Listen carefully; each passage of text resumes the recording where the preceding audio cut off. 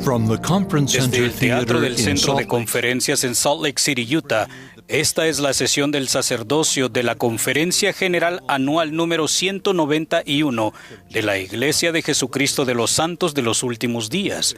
La música de esta sesión estará a cargo de una variedad de coros de conferencias generales anteriores. Se ha invitado a los poseedores del sacerdocio de todo el mundo a ver esta transmisión para recibir los consejos e instrucción de líderes de la Iglesia. Esta transmisión es un servicio público de Bonneville Distribution. Se prohíbe cualquier reproducción, grabación, transcripción o uso de otra índole de este programa sin el debido consentimiento por escrito. El presidente Dallin H. Oaks, primer consejero de la primera presidencia de la Iglesia, dirigirá esta sesión. Hermanos, les damos la bienvenida a la sesión del sacerdocio de la Conferencia General Anual número 191 de la Iglesia de Jesucristo de los Santos de los Últimos Días. El presidente Russell M. Nelson, quien preside la conferencia, me ha pedido que dirija esta sesión. Estamos agradecidos por la tecnología que hace posible que todos participen por medio de radio, televisión o Internet. La música para esta sesión estará a cargo de varios coros, directores y organistas. Toda la música seleccionada ha sido grabada previamente. El coro iniciará esta reunión cantando en himnos de alabanza. La primera oración la ofrecerá el obispo L. Todd Butch, segundo consejero del obispado presidente, después de lo cual el coro cantará El Padre tanto nos amó.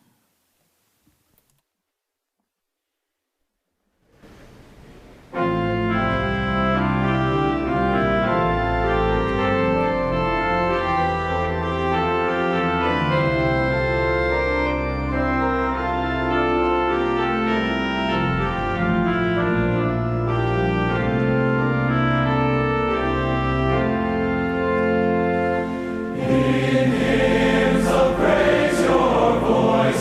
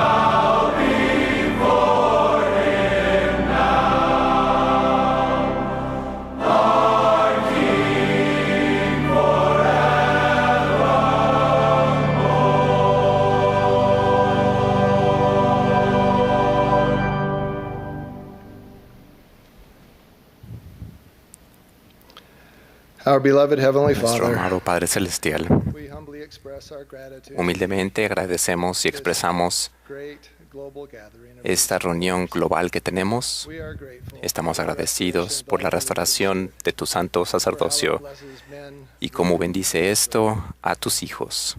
during this holy week. En esta Semana Our Santa, hearts are filled with nuestro gratitude corazón for the está gift lleno de of thy gratitud Son. por el don de tu Hijo. Estamos agradecidos por el nacimiento de Él, por la vida y su ministerio, también por la expiación de Él y también por su resurrección gloriosa, la cual trae deseo y amor y propósito a nuestra vida. Estamos constantes del sufrimiento durante esta pandemia y pedimos que por favor nos bendigas para que la gente pueda tener amor en Cristo. Por favor, bendice a aquellos que nos dirigirán la palabra y también a aquellos que escucharán para que puedan comprender en su corazón lo que se dice, que podamos tener más amor hacia ti. Es nuestra oración en el nombre de tu Hijo amado, nuestro Señor Jesucristo. Amén.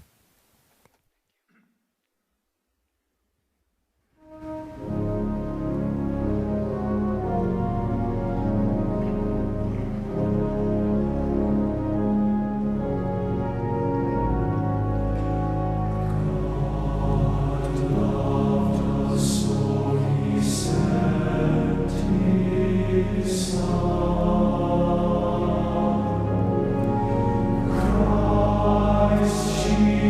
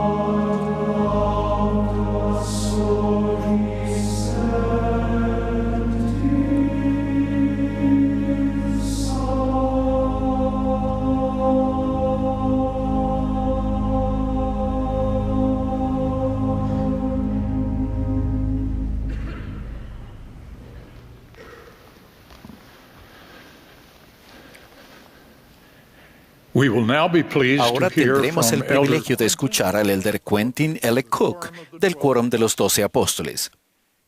A él le seguirá el hermano Ahmad S. Corbett, primer consejero de la Presidencia General de los Hombres Jóvenes. Luego, el elder S. Gifford Nielsen, de los 70, se dirigirá a nosotros.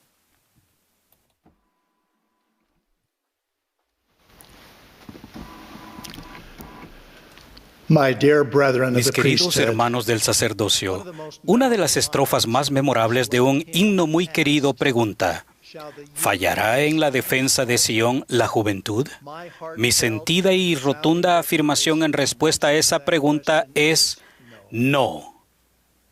Para asegurarnos de que dicha respuesta siga siendo cierta, hoy testifico que brindar apoyo a la nueva generación en una época de desafíos y tentaciones inusuales es una responsabilidad esencial que el Padre Celestial ha dado a los padres y los obispados.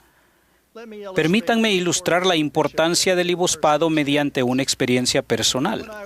Cuando era diácono, mi familia se mudó a una casa nueva en otro barrio. Yo comenzaba la escuela secundaria, así que asistí a una escuela nueva. En el quórum de diáconos había un magnífico grupo de jóvenes. La mayoría de sus padres eran miembros activos. Mi madre era totalmente activa. Mi padre era excepcional en todo aspecto, pero no era un miembro activo. El segundo consejero del obispado, el hermano Dean Ayer, era un líder dedicado. Cuando aún me estaba adaptando al nuevo barrio, se anunció una actividad para padres e hijos en un lago a unos 65 kilómetros de distancia. Yo no pensaba asistir sin mi padre, pero el hermano Ayer me extendió una invitación especial para que fuera con él. Habló muy bien de mi padre y con respeto, y recalcó lo significativo de la oportunidad de estar con los miembros del quórum de diáconos. De modo que decidí ir con el hermano Ayer y tuve una experiencia magnífica. El hermano Ayer fue un maravilloso ejemplo de amor cristiano en el cumplimiento de la responsabilidad del obispado, de apoyar a los padres en tanto estos velan por los jóvenes y los nutren. Me brindó un comienzo en aquel nuevo barrio y fue un mentor para mí. Pocos meses antes de que yo saliera a la misión en 1960, el hermano Ayer falleció de cáncer a los 39 años. Dejó una esposa y 5 hijos, todos ellos menores de 16 años. Los hijos mayores, Richard y Chris Ayer, me han asegurado que al faltar su padre, los obispados los apoyaron y velaron por ellos y sus hermanos y hermanas menores con amor cristiano, lo cual estoy muy agradecido. El padre y la madre siempre serán los responsables principales de su familia. Las presidencias de quórum brindan apoyo y guía esenciales a los integrantes del quórum al ayudarlos a que los deberes y el poder del sacerdocio arónico ocupen un lugar central en sus vidas. Mi objetivo hoy es centrarme en los obispos y sus consejeros, a quienes es apropiado llamar pastores del rebaño del Señor, haciendo hincapié en que sean pastores de la nueva generación. Es interesante que el apóstol Pedro se haya referido a Jesucristo como el pastor y obispo de vuestras almas. El obispo tiene 5 responsabilidades principales al presidir el barrio. Es el sumo sacerdote presidente del barrio, es el presidente del sacerdocio arónico, es un juez común, coordina la obra de salvación y exaltación, incluso el cuidado de los necesitados, supervisa los registros, las finanzas y el uso del centro de reuniones. En su función de sumo sacerdote presidente, el obispo es el líder espiritual del barrio, es un discípulo fiel de Jesucristo. Además, el obispo coordina la obra de salvación y exaltación en el barrio. Él debe asignar las responsabilidades diarias de compartir el Evangelio, fortalecer a los miembros nuevos y a los que regresan a la iglesia, ministrar y de la obra del templo y de historia familiar a las presidencias del quórum de élderes y de la sociedad de socorro. Él coordina esa labor en el Consejo de Barrio y en el Consejo de Barrio para la Juventud. Una función primordial del obispo es servir como pastor y guiar a los de la nueva generación, incluso a los jóvenes adultos solteros, hacia Jesucristo. El presidente Russell M. Nelson ha hecho hincapié en la función trascendental del obispo y sus consejeros.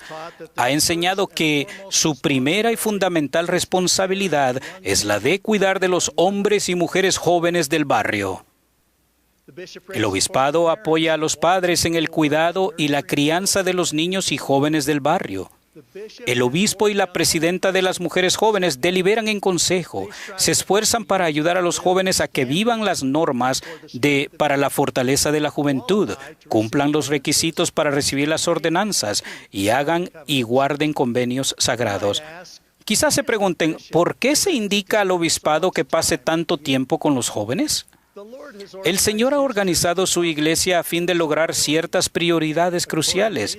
La organización de su iglesia posee una estructura en la cual el obispo tiene una doble responsabilidad. Es doctrinalmente responsable del barrio en su totalidad, pero tiene una responsabilidad doctrinal específica para con el quórum de presbíteros. Los hombres jóvenes que son presbíteros y las jovencitas de la misma edad se hallan en una etapa muy importante de su vida y desarrollo. Durante un breve periodo de tiempo, toman decisiones que tienen repercusiones significativas para toda la vida. Estas determinan si reunirán o no los requisitos para entrar en el templo, servir en una misión, si se esforzarán para casarse en el templo y si se prepararán para la vida laboral. Una vez que se han tomado estas decisiones, tienen profundas implicaciones espirituales y prácticas para el resto de la vida.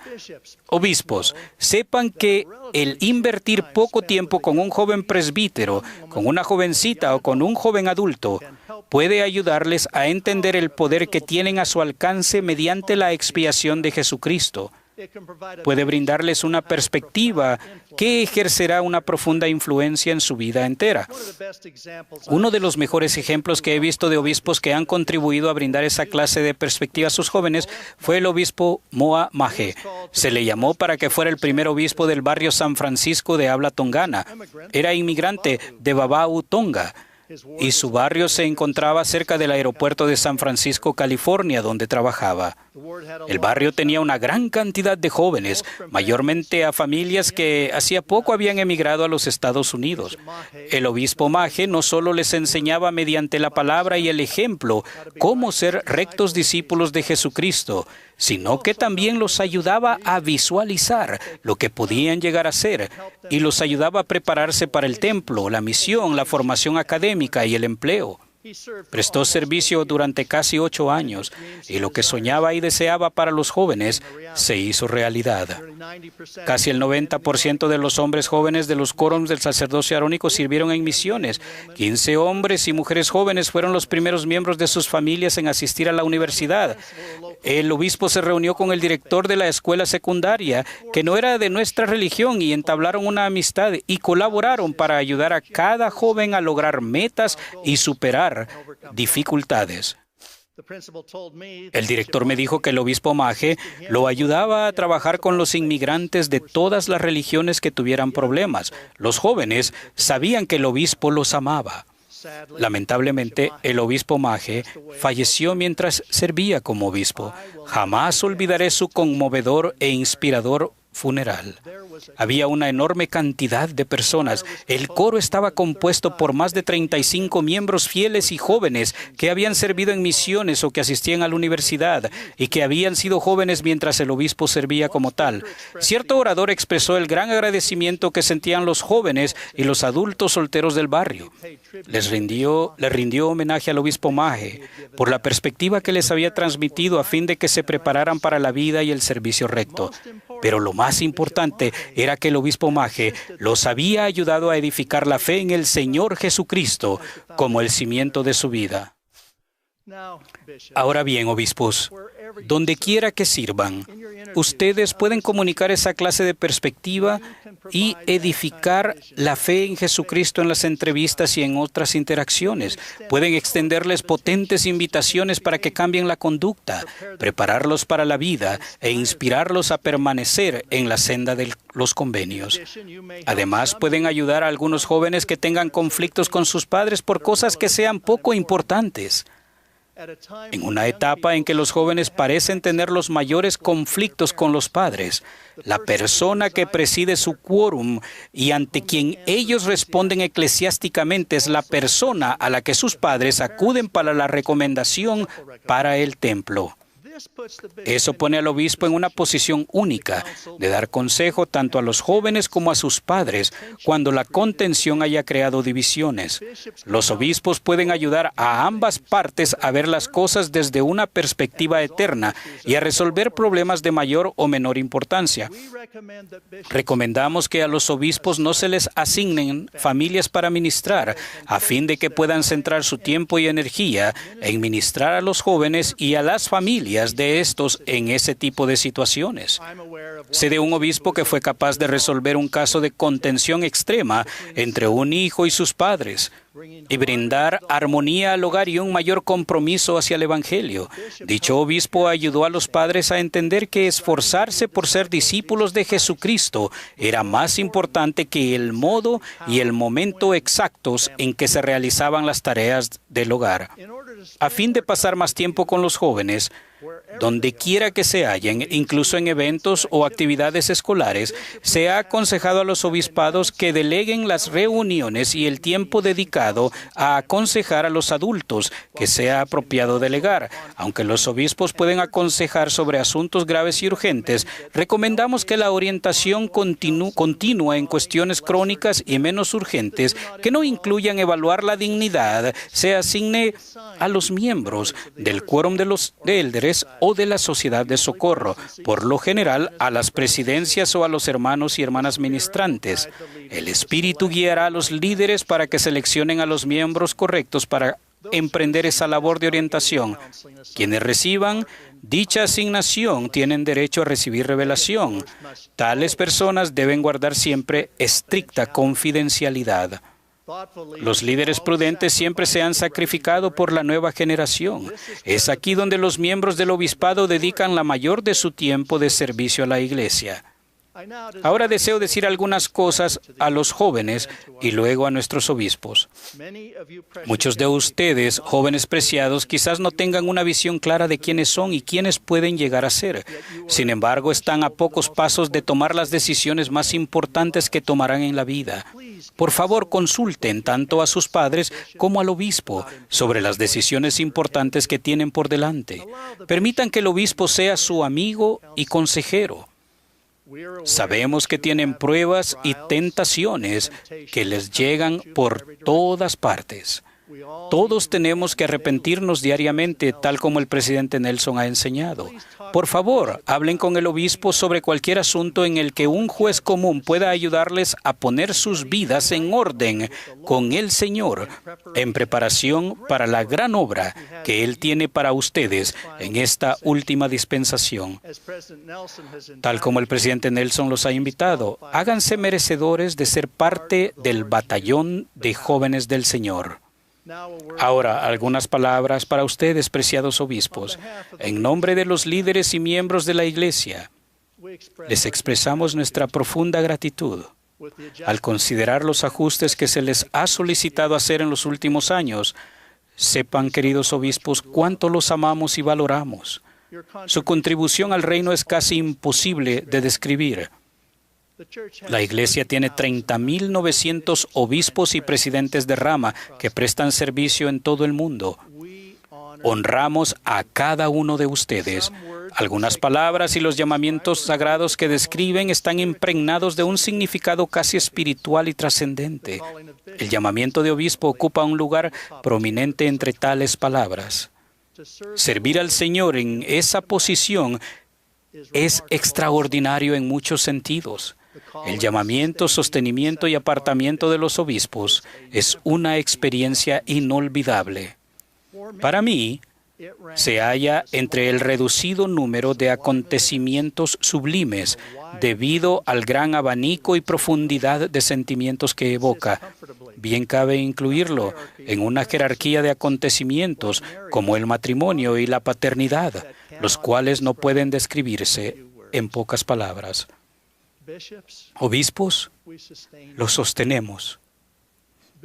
Obispos, les amamos. Ciertamente ustedes son los pastores del Señor sobre su rebaño. El Salvador no los abandonará en estos llamamientos sagrados. De ello testifico en este fin de semana de Pascua, en el nombre de Jesucristo. Amén.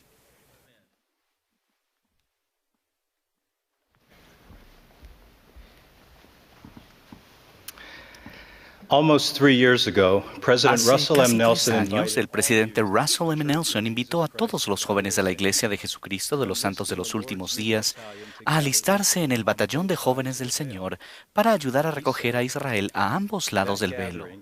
Dijo también, ese recogimiento es lo más importante que se está llevando a cabo hoy en la tierra. Estoy absolutamente seguro de que ustedes, jóvenes, pueden hacer esto y además hacerlo muy bien debido a, 1, algo que tiene que ver con su identidad y 2, un poder enorme que hay dentro de ustedes. Hace 41 años, 2 misioneros de nuestra iglesia sintieron que fueron guiados hasta una casa en Nueva Jersey, Estados Unidos. Con el tiempo, de manera milagrosa, ambos padres y sus 10 hijos fueron bautizados. En la palabra del profeta, dejaron que Dios prevaleciera en su vida. Debería decir en nuestra vida, porque yo era el tercer hijo. Tenía 17 años cuando decidí hacer un convenio permanente de seguir a Jesucristo. Pero adivinen qué más decidí. Decidí que no serviría en una misión de tiempo completo. Eso ya era demasiado. No podían esperar que lo hiciera, ¿verdad? Yo era un nuevo miembro de la iglesia y no tenía dinero. Además, aunque acababa de graduarme en la escuela secundaria más dura en el sector oeste de Filadelfia y había afrontado algunos desafíos aterradores, en secreto me horrorizaba la idea de irme de casa durante 2 años enteros. Sin embargo, acababa de aprender que toda la humanidad y yo habíamos vivido con nuestro Padre Celestial como sus hijos e hijas, procreados como espíritus antes de nuestro nacimiento. Otras personas necesitaban saber, como yo sabía, que Él anhelaba que todos sus hijos disfrutaran de la vida eterna con Él. Así que antes de que alguien estuviera en la tierra, Él presentó a todos su plan perfecto de salvación y felicidad con Jesucristo como nuestro Salvador. De manera trágica, Satanás se opuso al plan de Dios. Según el libro de Apocalipsis, hubo una gran batalla en el cielo. Con astucia, Satanás engañó a 1/3 de los hijos del Padre Celestial, para que lo dejaran prevalecer a Él en lugar de a Dios. Pero a ustedes no. El apóstol Juan vio que ustedes vencieron a Satanás por medio de la palabra de su testimonio. Conocer mi verdadera identidad con la ayuda de mi bendición patriarcal me dio el valor y la fe para aceptar la invitación del presidente Spencer W. Kimball de recoger a Israel. Lo mismo les sucederá a ustedes, queridos amigos. Saber que antes vencieron a Satanás por medio de la palabra de su testimonio los ayudará a amar, compartir e invitar ahora y siempre.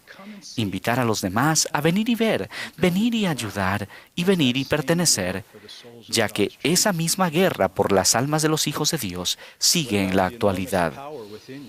¿Y qué me dicen del enorme poder que hay dentro de ustedes? Piensen en esto. Ustedes se regocijaron por venir a un mundo caído donde todos enfrentarían la muerte física y espiritual. Nunca seríamos capaces de superar ninguna de ellas por nosotros mismos y además no solo sufriríamos por nuestros propios pecados, sino también por los pecados de los demás.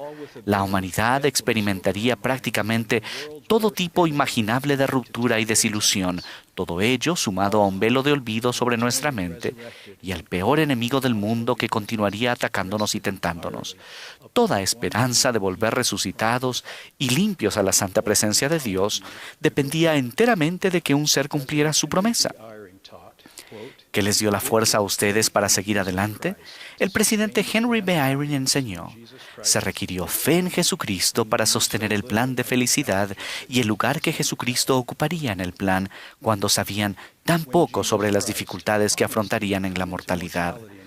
Cuando Cristo prometió que vendría a la vida terrenal y que daría su vida para recogernos y salvarnos, ustedes no se limitaron a creer en Él. Ustedes, nobles espíritus, tenían una fe tan sumamente grande que consideraron su promesa como algo seguro.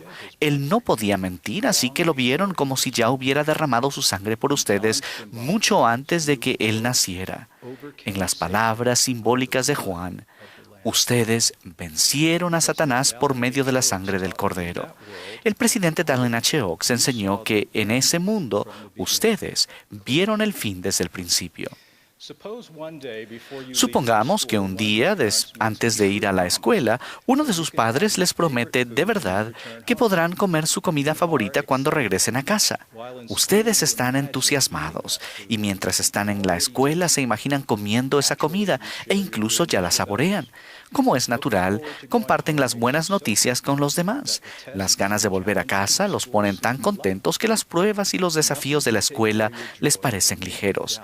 Nada puede quitarles el gozo que sienten ni hacerles dudar debido a la seguridad de la promesa.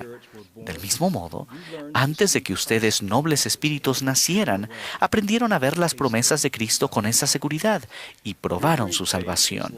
Su gran fe es como los músculos que se hacen más fuertes y más grandes cuanto más los ejercitan, pero que ya se encuentran dentro de ustedes.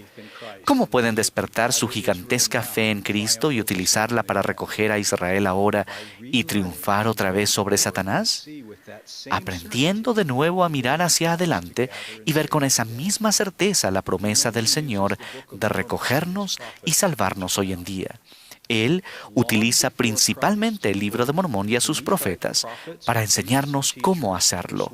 Mucho antes de Cristo, los profetas y los sacerdotes y los maestros nefitas persuadieron al pueblo a mirar adelante hacia el Mesías y a creer en su venida como si ya se hubiese verificado.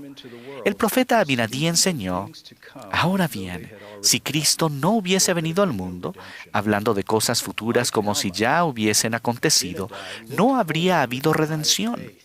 Al igual que Alma, Abinadí miró hacia adelante con el ojo de la fe y vio la promesa segura de salvación de Dios como si ya se hubiera cumplido. Ellos vencieron a Satanás por medio de la sangre del Cordero y de la palabra de su testimonio mucho antes de que Cristo naciera, al igual que lo hicieron ustedes. El Señor les dio poder para invitar a Israel y recogerlo, y hará lo mismo por ustedes conforme miren hacia adelante con fe, vean a Israel recogido, tanto a nivel mundial como en sus propios hogares, e inviten a todas las personas. Cientos de misioneros edificaron sobre los cimientos de su poderosa fe preterrenal en Cristo al visualizar vestidos con la ropa del bautismo y del templo a los que contactaron o a los que enseñaron. En un discurso titulado "Comenzar con el fin en mente", el presidente Nelson compartió un ejemplo personal de cómo hacer eso e instruyó a los líderes de misión que enseñaran a nuestros misioneros a hacer lo mismo. Saber que ejercieron esta gran fe en Jesucristo en el mundo preterrenal ayudó inmensamente a nuestros queridos misioneros a escucharlo a Él y a activar su enorme fe para recoger a Israel, tal como el Señor prometió. Por supuesto, imaginar mentiras daña la fe. Amigos míos, imaginar o ver intencionalmente cosas que entran en conflicto con quienes ustedes realmente son, en especial pornografía, debilitará su fe en Cristo y si no se arrepienten, podría destruirla. Les ruego que usen su imaginación para aumentar la fe en Cristo, no para arruinarla. El programa Niños y Jóvenes es una herramienta profética para ayudar a los jóvenes a potenciar su gran fe.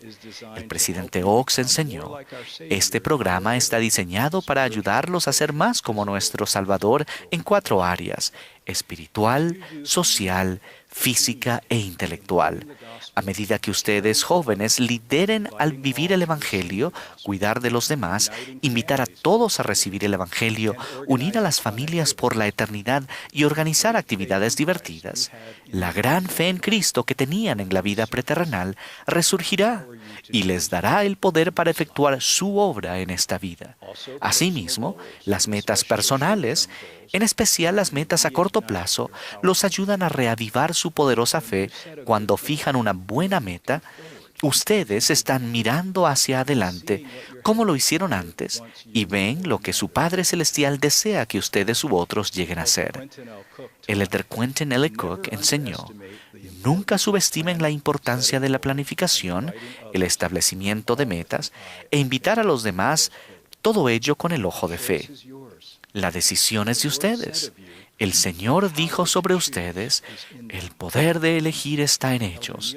El elder Neil L. Anderson explicó: la fe de ustedes no aumentará por casualidad, sino por elección. Y añadió: todas las preguntas sinceras que pudieran tener se resolverán con paciencia y con el ojo de la fe. Testifico que su verdadera identidad y segundo, el enorme poder de la fe en Cristo que tienen dentro de ustedes les permitirán ayudar a preparar el mundo para el regreso del Salvador, invitando a todos a venir a Cristo y a recibir las bendiciones de su expiación. Es mi ruego que todos compartamos el gozo de esta promesa segura del Libro de Mormón. Los justos que escuchan las palabras de los profetas y esperan con firmeza en Cristo, a pesar de todas las persecuciones, no perecerán, mas Cristo los sanará y tendrán paz con Él. En el nombre de Jesucristo. Amén.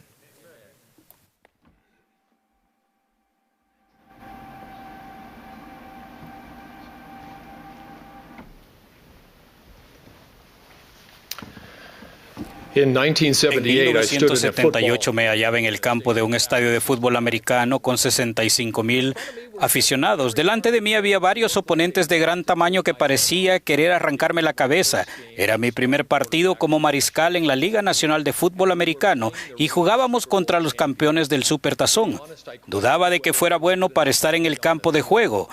Retrocedí para hacer el primer pase y al lanzar la pelota me golpearon como nunca antes. Hallándome bajo un montón de atletas enormes, me pregunté qué estaba haciendo allí. Debía tomar una decisión. ¿Iba a dejar que mis dudas se adueñaran de mí o hallaría el valor y la fuerza para levantarme y seguir adelante? En ese momento desconocía la manera en que aquella experiencia me prepararía para ocasiones futuras. Necesitaba aprender qué podía ser fuerte y valiente ante situaciones difíciles. Tal vez un partido de fútbol americano no sea tan importante como los retos que ustedes afrontarán. En la mayoría de los casos no habrá un estadio repleto de personas observándolos. Sus valientes decisiones tendrán una importancia eterna. Puede que no siempre sintamos que estamos a la altura de las circunstancias, pero nuestro Padre Celestial nos ve como intrépidos edificadores de su reino. Esa es la razón por la que nos envió aquí durante este momento de la historia del mundo. Este es nuestro momento. Escuchen lo que dijo el presidente Russell M. Nelson poco después de convertirse en presidente de la Iglesia. Nuestro Salvador y Redentor Jesucristo llevará a cabo algunas de sus obras más maravillosas entre ahora y cuando vuelva. Veremos indicios milagrosos de que Dios el Padre y su Hijo Jesucristo presiden esta tierra en majestad y gloria. ¿Obras más maravillosas? ¿Indicios milagrosos? ¿Cómo será eso? ¿Qué papel desempeñaremos y cómo entenderemos lo que debemos hacer? No sé todas las respuestas, pero sé que el Señor necesita que estemos listos. Nunca ha sido más crucial ejercer el poder del sacerdocio con dignidad. ¿Creemos al profeta de Dios? ¿Podemos descubrir nuestro destino y cumplir con él? Sí podemos y sí debemos hacerlo porque este es nuestro momento. Los relatos de siervos de Dios que nos precedieron, como Moisés, María, Moroni, Alma, José y otros, parecen rebasar los confines de la realidad, pero ellos no eran muy diferentes a nosotros. Eran personas normales que afrontaron dificultades y confiaron en el Señor, tomaron la decisión correcta en momentos decisivos y con fe en Jesucristo hicieron las obras que se requirieron de ellos en su época. Acuérdense de Josué del Antiguo Testamento. Era un fiel seguidor de Moisés, uno de los líderes más grandes de la historia. Tras la partida de Moisés, era el momento de Josué. Debía conducir a los hijos de Israel a la tierra prometida. ¿Cómo iba a hacerlo? Josué había nacido y se había criado en esclavitud en Egipto. No tenía manuales ni videos instructivos que lo ayudaran. Ni siquiera tenía un teléfono inteligente. Sin embargo, tenía esta promesa del Señor. Como yo estuve con Moisés, estaré contigo. No te dejaré ni te desampararé. Esfuérzate y sé valiente. Siendo un 70 nuevo e inexperto, recibí una llamada de la oficina de la primera presidencia pidiéndome que representara al profeta al visitar a un joven hospitalizado. El joven se llamaba Zach y se estaba preparando para ser misionero, pero había sufrido un accidente y tenía una lesión grave en la cabeza. Me sentía muy inquieto mientras conducía al hospital. ¿Un encargo del profeta? ¿En serio? ¿A qué me voy a enfrentar? ¿Cómo voy a ayudar a este joven? ¿Tengo suficiente fe? Me aferré a la oración ferviente y al conocimiento de que poseía la autoridad del santo sacerdocio. Cuando llegué, Zach estaba acostado en una cama y un camillero se estaba prestando para llevarlo al quirófano a fin de que los médicos pudieran aliviar la presión en su cerebro. Vi a su madre que no podía contener las lágrimas y al joven asustado, amigo de él que estaba a su lado, y supe con claridad que Zach necesitaba una bendición. Su amigo acababa de recibir el sacerdocio Melquisedec, así que le pedí que me ayudara. Sentí el poder del sacerdocio cuando con humildad le dimos la bendición. Se lo llevaron con toda velocidad a la cirugía y un sentimiento de paz me confirmó que el Salvador se haría cargo de todo según su sabiduría. El personal médico realizó una última radiografía antes de practicar la incisión y descubrieron, para su asombro, que no sería necesario operarle. Después de mucha terapia, Zach aprendió nuevamente a caminar y hablar. Prestó servicio con éxito en una misión y ahora cría una bella familia. Ese no es siempre el resultado. He dado otras bendiciones con idéntica fe y el Señor no concedió una sanación completa en esta vida. Confiamos en sus propósitos y dejamos que sea Él quien se encargue de los resultados. No siempre podemos elegir el resultado de nuestros actos, pero podemos escoger estar listos para actuar. Puede que nunca les pidan que representen a la primera presidencia en una situación de vida o muerte, pero como representantes del Señor, a todos se nos llama a hacer cosas que podrían cambiar vidas.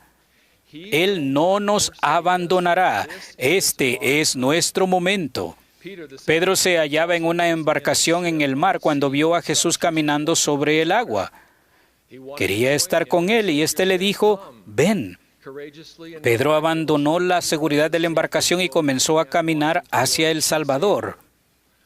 Mas su fe flaqueó cuando dirigió la atención al viento embravecido.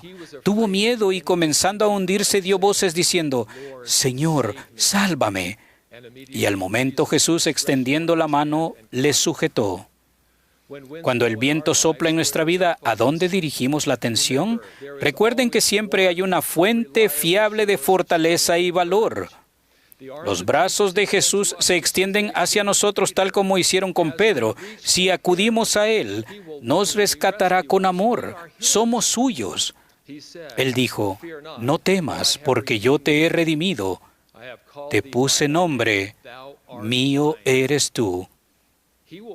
Él prevalecerá en sus vidas si ustedes se lo permiten. La decisión es de ustedes. Hacia el final de su vida, Josué le suplicó a su pueblo, escogeos hoy a quien sirváis, pero yo y mi casa serviremos a Jehová. Gracias a las decisiones que tomó para servir al Señor, Josué se convirtió en un líder de su época. Mis queridos amigos, este es nuestro momento. Nuestras decisiones determinarán nuestro destino. Cuando serví como obispo teníamos un lema en el barrio: las buenas decisiones equivalen a la felicidad para siempre. Cuando los jóvenes me veían en el pasillo decían: obispo, estoy tomando buenas decisiones. Ese es el sueño de todo obispo.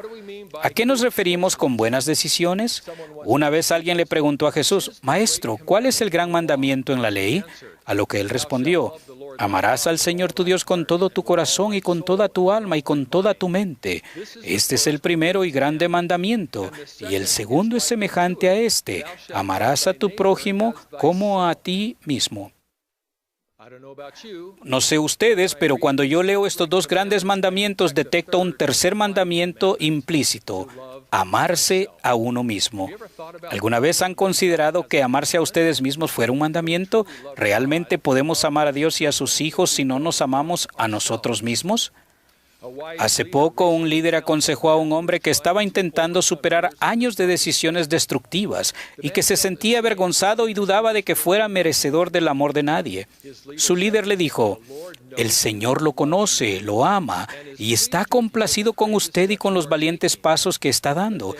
Y agregó: usted necesita escuchar el mandamiento de amarse a sí mismo a fin de poder sentir el amor de Dios y amar a los demás. Cuando aquel hermano oyó este consejo, vio la vida con ojos nuevos. Él dijo: toda mi vida he tratado de hallar paz y sentirme aceptado. He procurado ambas cosas en sitios equivocados. Solo en el amor del Padre Celestial y del Salvador puedo hallar consuelo. Sé que ellos quieren que me ame a mí mismo. Realmente es la única manera de poder sentir su amor por mí. Nuestro Padre Celestial quiere que nos amemos a nosotros mismos, no para que nos volvamos orgullosos ni egocéntricos, sino para que nos veamos como Él nos ve, como sus hijos preciados. Cuando esta verdad penetra en lo profundo de nuestro corazón, nuestro amor por Dios crece. Cuando nos vemos a nosotros mismos con un respeto sincero, nuestro corazón se abre para tratar a los demás de esa manera.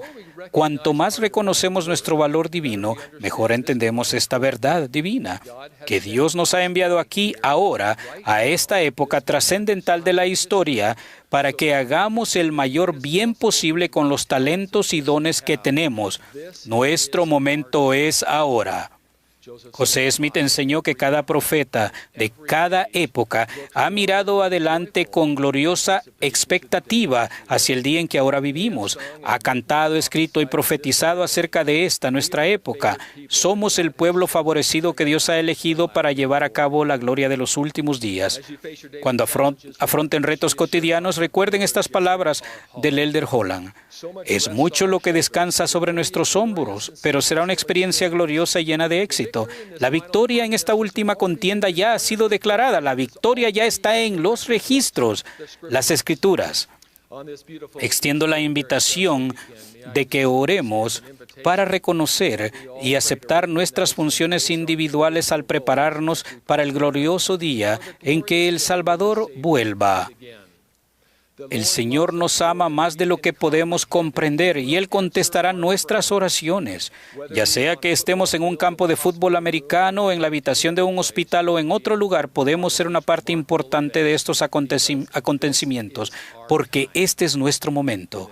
En el nombre de Jesucristo, amén.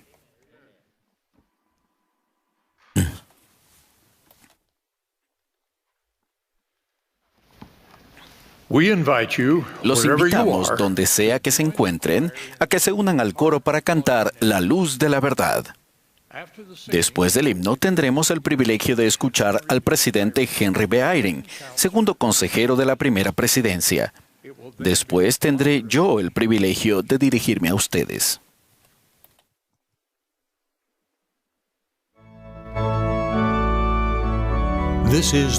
Esta es la sesión del sacerdocio de la Conferencia General Anual número 191 de la Iglesia de Jesucristo de los Santos de los Últimos Días.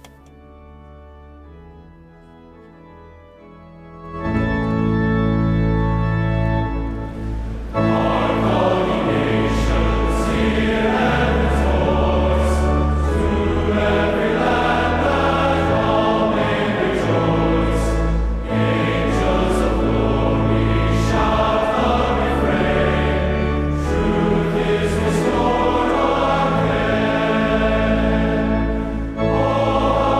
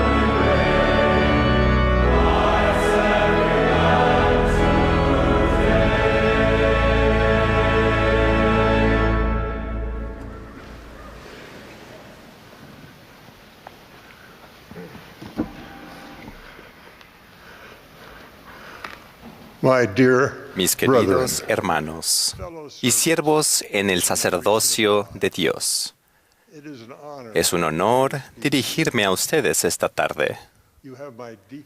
Siento por ustedes un profundo respeto y gratitud. Cuando converso con ustedes y oigo hablar de su gran fe, tengo la convicción de que cada vez hay más poder del sacerdocio en el mundo, con quórumes más fuertes y poseedores del sacerdocio más fieles. En este breve momento con ustedes, les hablaré a aquellos que quieren ser aún más eficaces en su servicio personal en el sacerdocio. Ustedes conocen el mandato que deben magnificar su llamado a servir. Aunque tal vez se pregunten qué puede significar magnificar su llamamiento para ustedes. Comenzaré con los diáconos más nuevos, porque lo más probable es que no estén seguros de lo que significa magnificar su servicio en el sacerdocio. Los recién ordenados élderes quizás también quieran escuchar, y un obispo en sus primeras semanas de servicio tal vez esté interesado también. Me resulta instructivo recordar mis días de diácono. Ojalá alguien me hubiera dicho lo que voy a sugerirles ahora, pues eso me habría ayudado en todas las asignaciones del sacerdocio que he tenido desde entonces, incluso en las que recibo actualmente. Fui ordenado diácono en una rama tan pequeña que yo era el único diácono y mi hermano Ted el único maestro. Éramos la única familia de la rama, la cual se reunía en nuestro hogar. Mi líder del sacerdocio y el de mi hermano era un nuevo converso que acababa de recibir el sacerdocio. Yo creía que mi único deber del sacerdocio era repartir la Santa Cena en mi propio comedor. Cuando mi familia se mudó a Utah, me encontré en un gran barrio con muchos diáconos. Durante mi primera reunión sacramental allí, observé que los diáconos se movían con la precisión de un equipo entrenado mientras repartían la Santa Cena. El domingo siguiente fui temprano al centro de reuniones para estar a solas sin que nadie me viera. Oré con fervor, y si me acuerdo bien, era en Salt Lake City, el barrio de Oakcrest, y yo me estaba atrás y estaba orando con fervor para saber cómo no fallar cuando ocupara mi puesto al repartir la Santa Cena. Y esa oración fue contestada. Pero ahora sé que hay una mejor manera de orar y pensar a medida que tratamos de crecer en nuestro servicio en el sacerdocio. Y la he aprendido al entender por qué las personas reciben el sacerdocio. El propósito de que recibimos el sacerdocio es permitirnos bendecir a las personas en la representación del Señor y hacerlo en su nombre. No fue si hace unos años después de ser diácono que aprendí lo que eso significa en la práctica. Como sumo sacerdote, se me asignó visitar la reunión sacramental de una residencia de ancianos, donde se me pidió que repartiera la Santa Cena. En vez de pensar en el proceso o la precisión de mi manera de repartir la Santa Cena, observé el rostro de cada anciano. Vi que muchos de ellos derramaban lágrimas. Una mujer me tomó de la manga, dirigió su rostro hacia mí y dijo en alto: «Oh, gracias, gracias».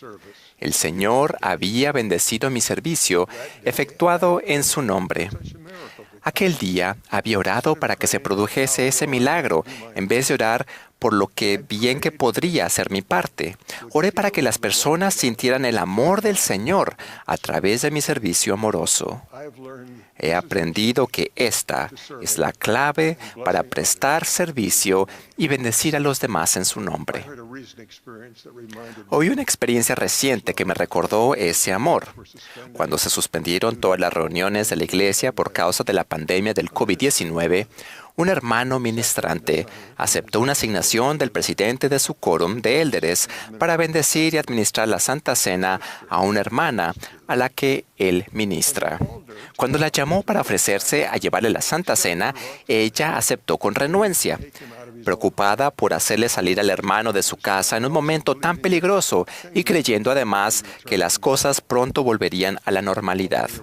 Cuando él llegó a la casa de la hermana aquel domingo por la mañana, ella tenía una petición. ¿Sería posible ir a la casa de al lado y tomar la Santa Cena con su vecina de 87 años? Tras recibir la autorización del obispo, él accedió. Durante muchísimas semanas y ciñéndose a un meticuloso distanciamiento social y otras medidas de seguridad, este pequeño grupo de santos se reunió cada domingo para tener un servicio sacramental sencillo.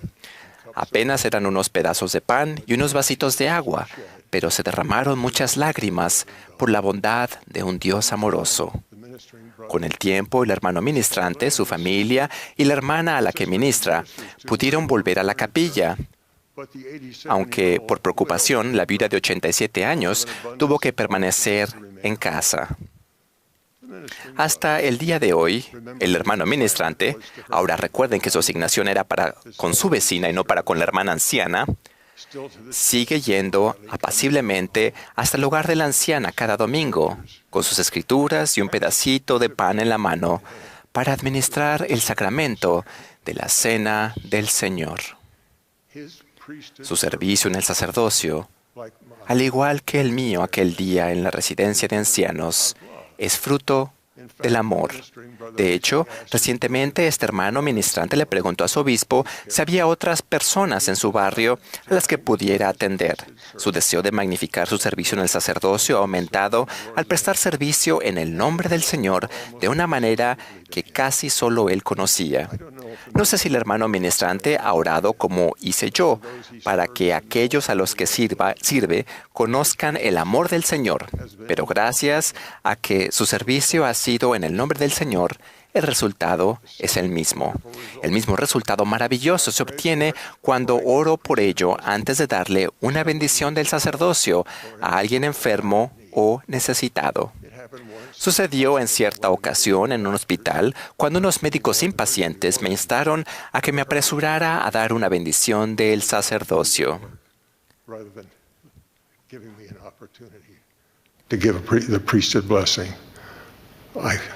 Ha sucedido muchas veces.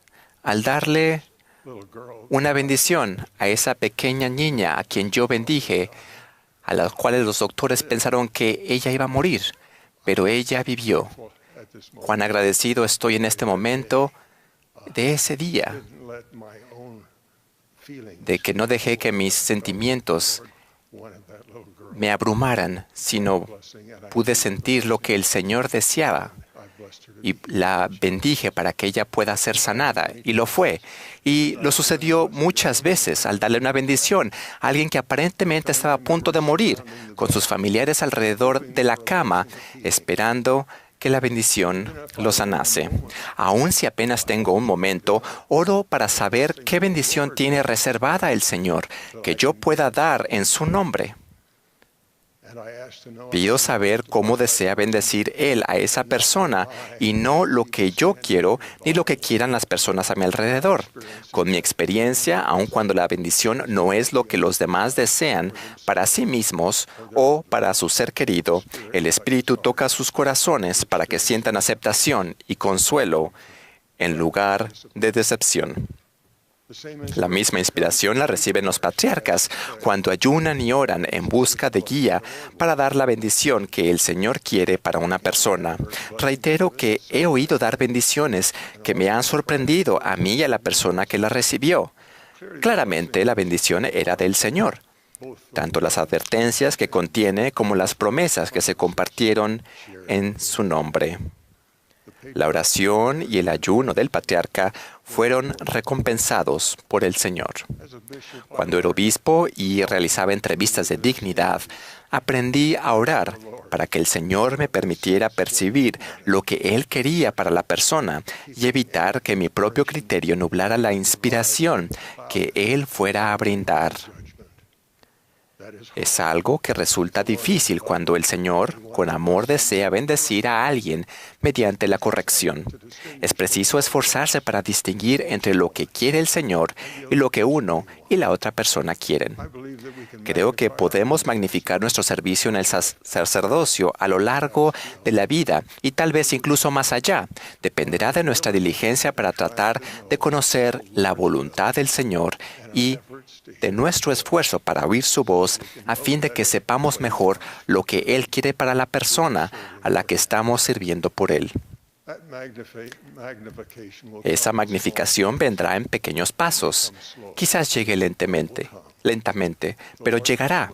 El Señor nos promete lo siguiente: porque quienes son fieles hasta obtener estos 2 sacerdocios de los cuales he hablado y magnifican su llamamiento, son santificados por el Espíritu para la renovación de sus cuerpos. Llegan a ser los hijos de Moisés y de Aarón, y la descendencia de Abraham, y la iglesia, y reino, y los elegidos de Dios. Y también todos los que reciben este sacerdocio, a mí me reciben, dice el Señor. Testifico que las llaves del sacerdocio fueron restauradas al profeta José Smith. Siervos del Señor descendieron del cielo a fin de restaurar el sacerdocio para los grandes acontecimientos que se han desplegado y que yacen ante nosotros. Israel será congregado. El pueblo del Señor estará preparado para su gloriosa segunda venida. La restauración continuará. El Señor revelará más de su voluntad a sus profetas y también a sus siervos. Tal vez se sientan pequeños en comparación con el gran cambio que efectuará el Señor. De ser así, los invito a que pregunten en oración cómo los ve el Señor. Él los conoce personalmente, les confirió su sacerdocio, y para Él es importante que estén a la altura del sacerdocio y lo magnifiquen, pues los ama y confía en que ustedes bendigan a la gente que Él ama en su nombre. Ahora los bendigo para que puedan sentir su amor y su confianza. En el nombre de Jesucristo. Amén.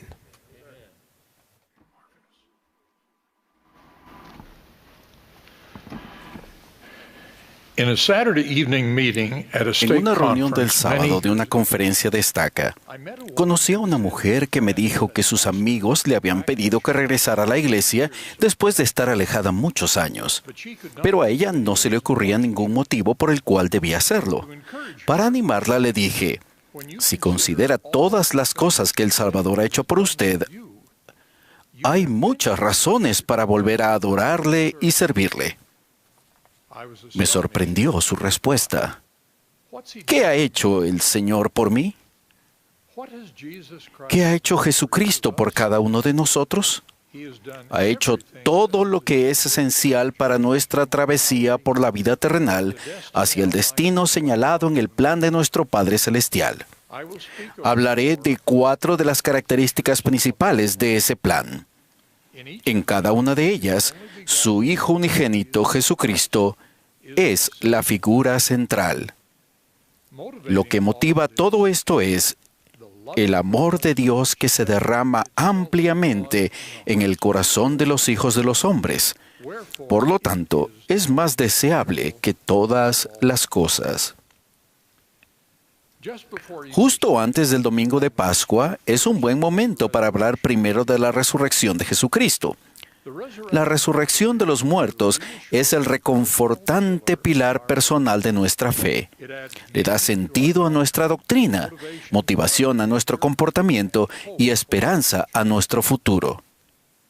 Debido a que creemos en las descripciones de la Biblia y del Libro de Mormón acerca de la resurrección literal de Jesucristo, también aceptamos las numerosas enseñanzas de las Escrituras con respecto a que vendrá una resurrección similar a todos los seres mortales que hayan vivido en la tierra.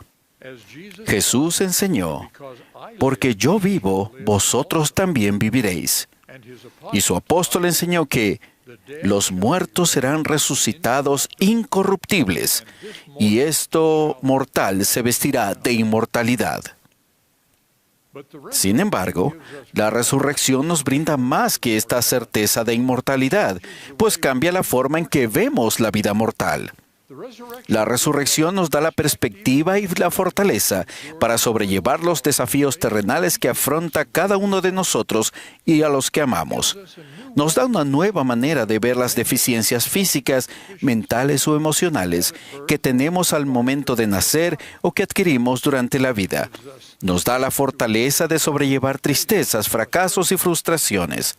Gracias a que cada uno de nosotros tiene una resurrección garantizada, sabemos que esas deficiencias y oposiciones son solamente temporales. La resurrección también nos da un poderoso incentivo para guardar los mandamientos de Dios durante esta vida. Cuando nos levantemos de los muertos y prosigamos hacia nuestro juicio final, querremos ser merecedores de las más selectas bendiciones que se han prometido a los seres resucitados. Además, la promesa de que la resurrección puede incluir la oportunidad de estar con los miembros de nuestra familia, esposo, esposa, hijos, padres y nuestra posteridad, es un aliciente poderoso para que cumplamos nuestras responsabilidades familiares en esta vida. También nos ayuda a vivir juntos en amor en esta vida y nos consuela ante la muerte de nuestros seres queridos. Sabemos que estas separaciones temporales y preveemos gozosos reencuentros y asociaciones en el futuro. La resurrección nos brinda paz y la fortaleza para ser pacientes mientras esperamos. También nos prepara con valor y dignidad para afrontar nuestra propia muerte, incluso una muerte que podríamos llamar prematura. Todos estos efectos de la resurrección son parte de la primera respuesta a la pregunta: ¿qué ha hecho Jesucristo por mí? Para la mayoría de nosotros, la oportunidad de recibir el perdón de nuestros pecados es el significado principal que tiene la expiación de Jesucristo. Al adorar, cantamos con reverencia. Su vida libremente dio. Su sangre derramó. Su sacrificio de amor al mundo rescató. Nuestro Salvador y Redentor soportó un sufrimiento incomprensible para convertirse en un sacrificio por los pecados de todos los seres mortales que se arrepientan. Ese sacrificio expiatorio ofreció el bien supremo, el Cordero puro y sin mancha, a cambio de la medida suprema de la maldad, los pecados del mundo entero. Nos abrió la puerta a todos nosotros para que seamos limpios de nuestros pecados personales, a fin de que podamos ser readmitidos en la presencia de Dios nuestro Padre eterno. Esa puerta abierta está disponible para todos los hijos de Dios. Al adorar cantamos: me cuesta entender que quisiera Jesús bajar del trono divino para mi alma rescatar, que Él extendiera perdón a tal pecador.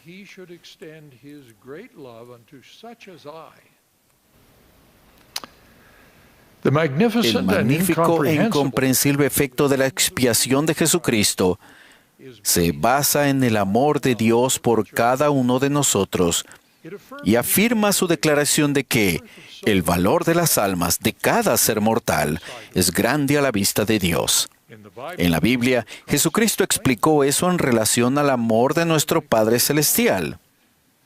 Porque de tal manera amó Dios al mundo, que ha dado a su Hijo unigénito, para que todo aquel que en Él cree no se pierda, mas tenga vida eterna. nuestro Redentor, y en la declaración moderna, Jesucristo declaró lo siguiente, que Él de tal manera amó al mundo que dio su propia vida para que cuantos crean lleguen a ser hijos de Dios. Es de sorprender entonces que el Libro de Mormón, otro testamento de Cristo, finalice con la enseñanza de que para llegar a ser perfeccionados y santificados en Cristo, nosotros debemos amar a Dios con todo nuestro poder, mente y fuerza. Su plan motivado por el amor debe recibirse con amor. ¿Qué más ha hecho nuestro Salvador Jesucristo por nosotros? Jesús nos enseñó el plan de salvación por medio de las enseñanzas de sus profetas y mediante su ministerio personal. Dicho plan incluye la creación, el propósito de la vida, la necesidad de la oposición y el don del albedrío. Él también nos enseñó los mandamientos y los convenios que debemos obedecer, así como las ordenanzas que debemos recibir para llevarnos de regreso a nuestros padres celestiales. En la Biblia leemos su enseñanza. Yo soy la luz del mundo. El que me sigue no andará en tinieblas, sino que tendrá la luz de la vida. Y en una revelación moderna leemos, He aquí, soy Jesucristo, una luz que no se puede esconder en las tinieblas. Si seguimos sus enseñanzas, Él ilumina nuestro camino en esta vida y asegura nuestro destino en la venidera. Puesto que nos ama, nos invita a que nos centremos en Él, no en las cosas de este mundo terrenal. En su gran sermón del pan de vida, Jesús enseñó que no debemos estar entre aquellos que se sienten más atraídos por las cosas del mundo, o sea, las cosas que sustentan la vida en la tierra, pero no nutren en cuanto a la vida eterna. Jesús nos invitó una y otra vez, sígueme. Por último, el Libro de Mormón enseña que, como parte de su expiación, Jesucristo sufrió dolores, aflicciones y tentaciones de todas clases. Y esto para que se cumpla la palabra que dice, tomará sobre sí los dolores y las enfermedades de su pueblo. ¿Por qué sufrió nuestro Salvador esos desafíos terrenales de todas clases? Alma explicó, y sus debilidades tomará Él sobre sí, para que sus entrañas sean llenas de misericordia según la carne, a fin de que según la carne sepa cómo socorrer a los de su pueblo, de acuerdo con las debilidades de ellos.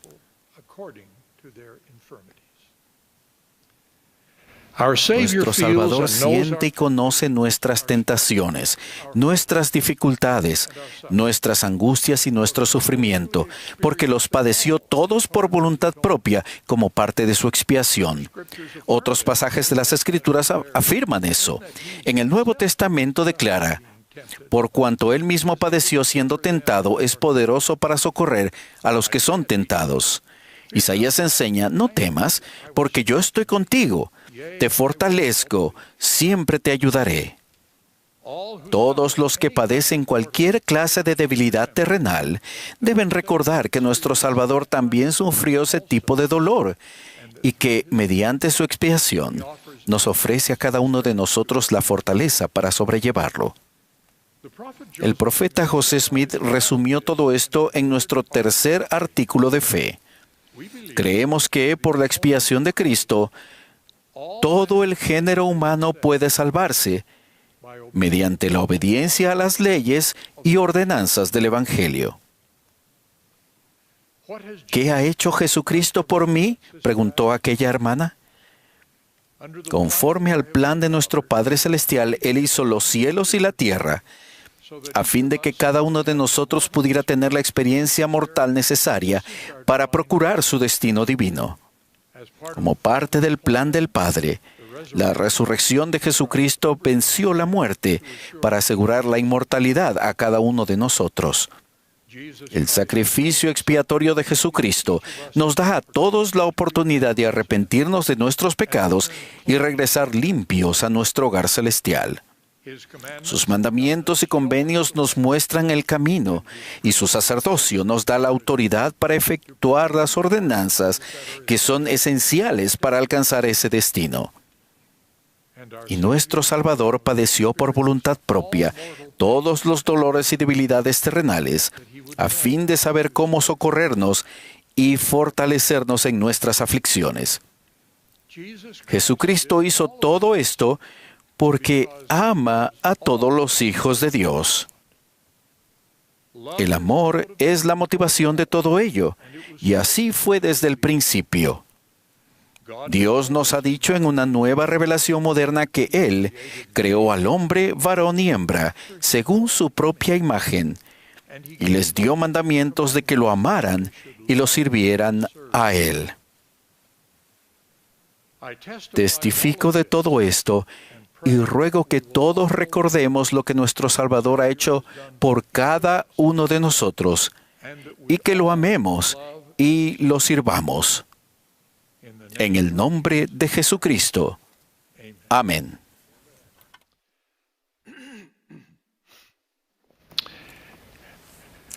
Hermanos, muchas gracias por su participación esta tarde.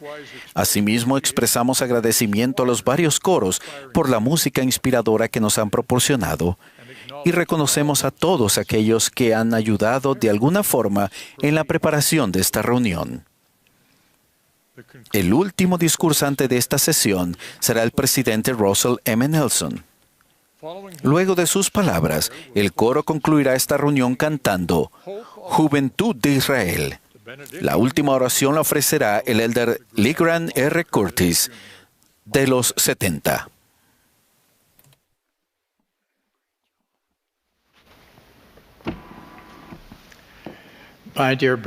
Mis queridos hermanos, cuánto he anhelado estar con ustedes en esta reunión virtual. La última vez que tuvimos una sesión general del sacerdocio fue en la Conferencia General de abril de 2019. ¿Cuántas cosas han sucedido en los últimos 2 años? Algunos de ustedes han perdido a seres queridos. Otros han perdido su empleo, su modo de vida, o han visto afectada su salud. Además, otros han perdido el sentimiento de paz o el de esperanza en el futuro. Mi corazón está con cada uno de ustedes que ha padecido estas u otras pérdidas, y ruego constantemente que el Señor los consuele. Sigan dejando que el Señor prevalezca en sus vidas, pues sé que Él seguirá siendo tan optimista acerca del futuro de ustedes como siempre lo ha sido. A pesar de las pérdidas que hemos padecido, también hay algunas cosas que hemos encontrado. Algunos han encontrado una fe más profunda en nuestro Padre Celestial y en su Hijo Jesucristo. Muchos han hallado una perspectiva diferente sobre la vida, incluso una perspectiva eterna. Tal vez ustedes hayan desarrollado una relación más fuerte con sus seres queridos y con el Señor.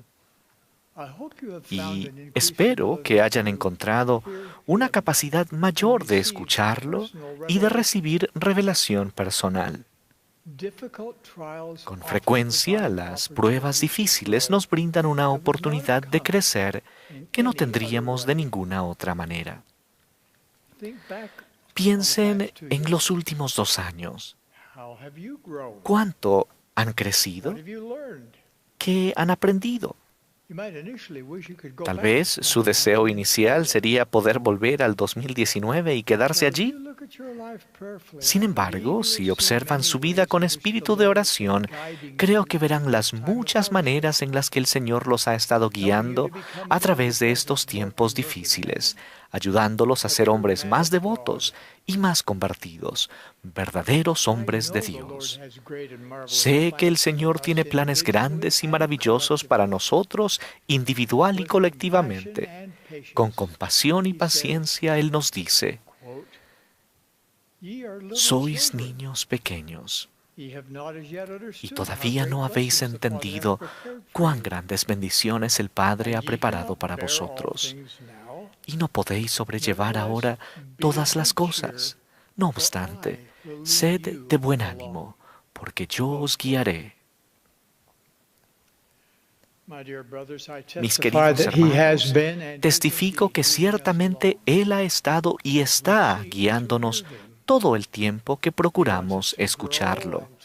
Él quiere que crezcamos y aprendamos, incluso y puede que especialmente por medio de la adversidad. La adversidad es una gran maestra.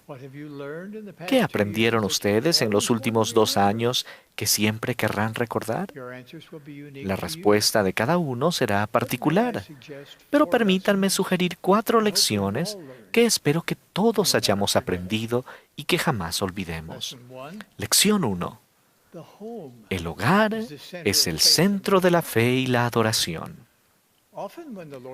A menudo, cuando el Señor nos advierte de los peligros de los últimos días, incluye este consejo: permaneced en lugares santos y no seáis movidos. Esos lugares santos ciertamente incluyen los templos del Señor y los centros de reuniones. Pero como la posibilidad de congregarnos en dichos lugares se ha visto restringida de varias maneras, hemos aprendido que uno de los lugares más santos de la tierra es el hogar. Sí, incluso su propio hogar. Hermanos, ustedes poseen el sacerdocio de Dios. Los derechos del sacerdocio están inseparablemente unidos a los poderes del cielo. Ustedes y sus familiares han recibido ordenanzas del sacerdocio, y es en las ordenanzas del sacerdocio que se manifiesta el poder de la divinidad. Este poder está a disposición de ustedes y sus familias en su propio hogar, si guardan los convenios que han hecho. Solo hace 185 años, un día como hoy, el 3 de abril de 1836, Elías restauró las llaves del sacerdocio, que permiten que nuestras familias sean selladas para siempre. Eso es por qué se sintieron tan bien al administrar la Santa Cena en su hogar. ¿Qué efecto creen que tuvo en sus familiares verlos a ustedes, padres, abuelos, esposos, hijos o hermanos, administrar esta santa ordenanza? ¿Qué harán para conservar ese sentimiento sagrado en su familia? Tal vez sientan que todavía les queda mucho por hacer para que sus hogares se conviertan en verdaderos santuarios de fe. Si es así, por favor, háganlo. Si están casados, deliberen en consejo con su esposa como compañeros iguales en esta obra crucial. Pocas metas son más importantes que esta. Entre hoy y el tiempo en que vuelva el Señor, todos necesitaremos que nuestros hogares sean lugares de serenidad y seguridad. Las actitudes y los actos que invitan al Espíritu incrementarán la santidad del hogar. Lo mismo es cierto del hecho de que la santidad se desvanecerá cuando haya cualquier cosa en su comportamiento o entorno que ofenda al Santo Espíritu, ya que entonces los cielos se retirarán. ¿Alguna vez se han preguntado por qué el Señor quiere que hagamos de nuestro hogar el lugar central para aprender y vivir el Evangelio? No es solo para prepararnos para una pandemia y ayudarnos a sobrevivir a ella. Las restricciones presentes que afectan a las reuniones terminarán algún día. No obstante, su compromiso de hacer de su hogar su santuario principal de fe no debe terminar jamás. A medida que la fe y la santidad disminuyan en este mundo caído, aumentará su necesidad de tener lugares santos. Los insto a seguir haciendo del hogar, su hogar, un verdadero lugar santo y a no ser movidos de este objetivo esencial. Lección 2. Nos necesitamos unos a otros. Dios quiere que trabajemos juntos y nos ayudemos mutuamente. Por eso nos envía a la tierra en familias y nos organiza en barrios y estacas. Nos pide que prestemos servicio y ministremos unos a otros. Y por eso nos pide que vivamos en el mundo, pero que no seamos del mundo. Podemos lograr muchísimo más juntos que individualmente. El plan de felicidad de Dios podría frustrarse si sus hijos se mantienen aislados los unos de los otros. La reciente pandemia ha sido singular en el sentido de que ha afectado a todo el mundo prácticamente a la vez. Y si bien unos han padecido más que otros, todos hemos pasado por algún tipo de dificultad. Por este motivo, nuestra prueba común tiene el potencial de contribuir a unir a los hijos de Dios como nunca antes. Por eso les pregunto, ¿esta prueba compartida los ha acercado más a sus vecinos y a su prójimo, a sus hermanos y hermanas del otro lado de la calle y de todo el mundo? A este respecto, los dos grandes mandamientos pueden servirnos de guía. Primero, amar a Dios y segundo, amar a nuestro prójimo. Demostramos nuestro amor por medio del servicio. Si saben de alguien que está solo, acérquense a esa persona, aun cuando ustedes también se sientan solos.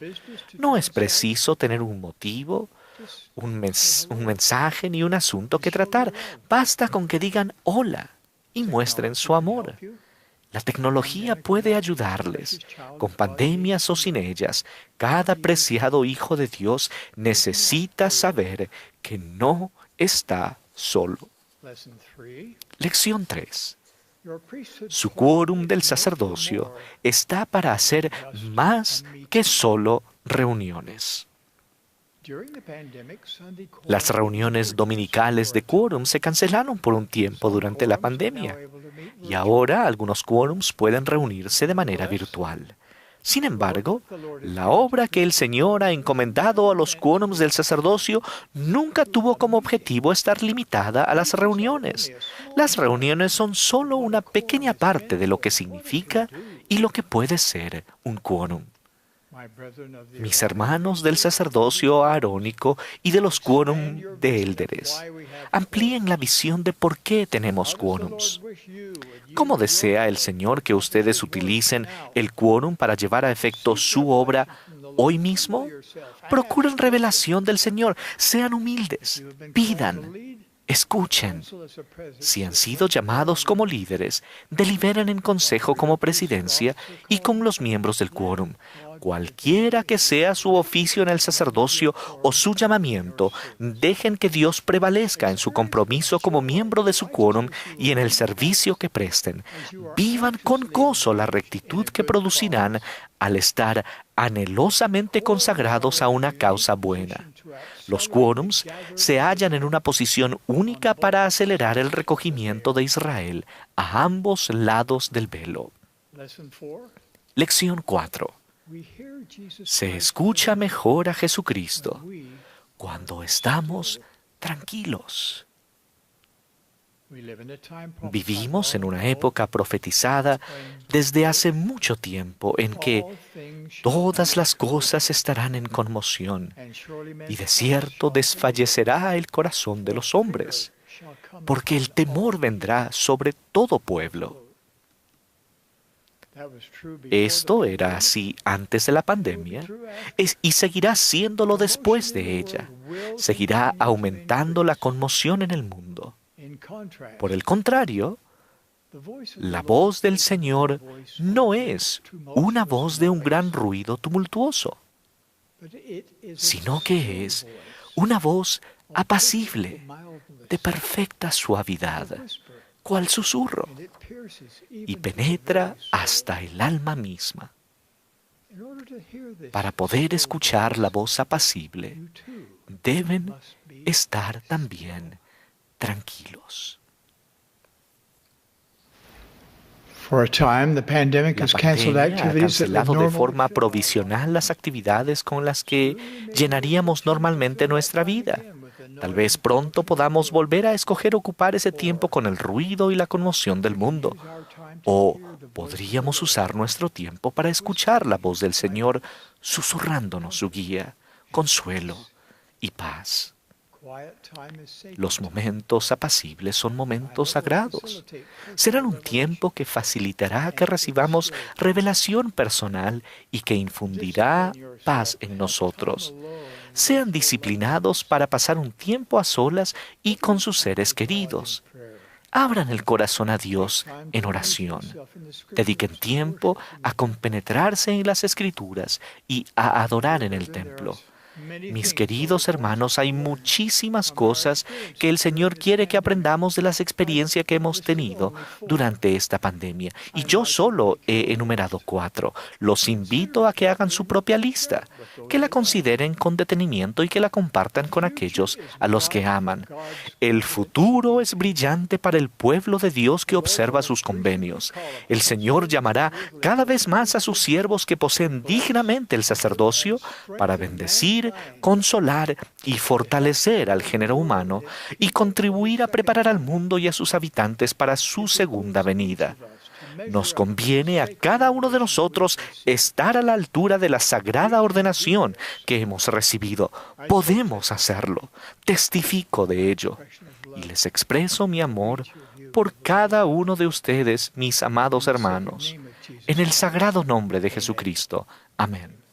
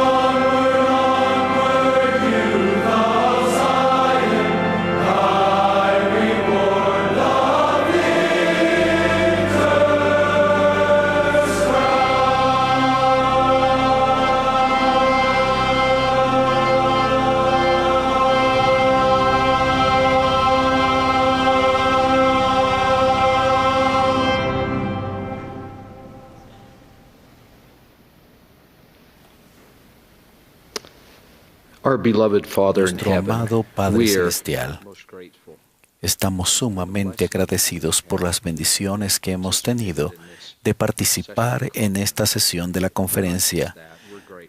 Estamos también agradecidos por este hermoso día de conferencia, por todas las bendiciones que hemos recibido hoy y que se nos ha enseñado. Y estamos agradecidos por las cosas maravillosas que han sido enseñadas y haber sido guiados por profetas y apóstoles. Gracias por todos los que han hablado, Padre. Y esta noche te suplicamos que nos bendigas a la primera presidencia y al quórum de los 12, para que son por su fidelidad y por todas las oraciones que dan por nosotros.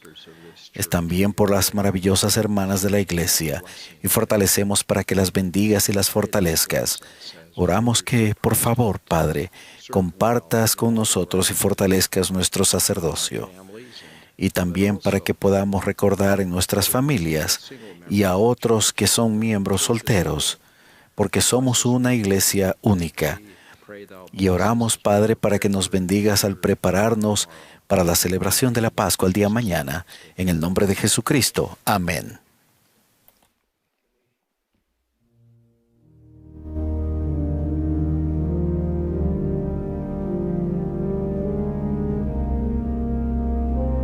Esta ha sido la transmisión de la sesión del sacerdocio de la Conferencia General Anual número 191 de la Iglesia de Jesucristo de los Santos de los Últimos Días.